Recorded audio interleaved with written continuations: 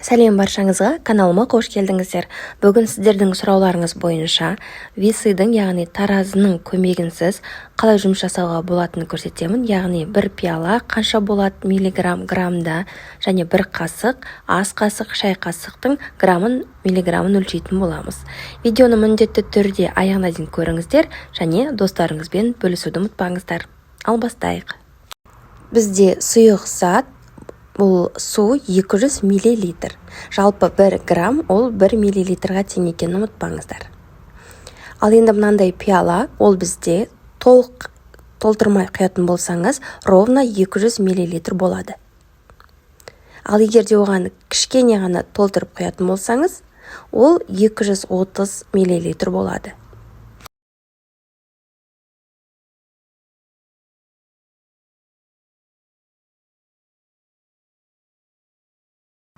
Көріп тұрғандай 200 миллилитрдан кішкене асып тұр. Яғни бір пиаламыз 200 миллилитр сұйық зат. Ал енді кіші пиаланы көрейік. Кіші пиала 150 миллилитрға тең. Көріп тұрғандай 200 миллилитрға жетпейді, яғни 150 миллилитр. Яғни үлкен пиала 200, ал кіші пиала 150 миллилитр.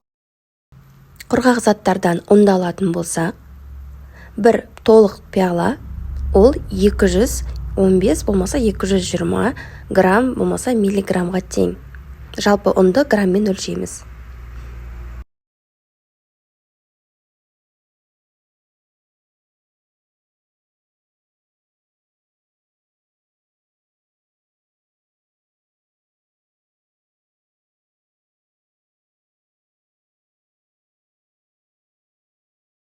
Енді үлкен қасық және кіші қасыққа тоқталып өтетін болсақ, егерде бұны өлшей алмаған жағдайда, мен осындай балаларға арналған витаминнің қалпағын қолданамын. Бұл жерде 2,5, 5, 7,5, 10 миллилитр граммға дейін жазылып тұрады. Бұндай қалпақтың түрі келеді. Үйінде баласы барлар түсінеді деген ойдамын. Осыны қолдансаңыз да болады.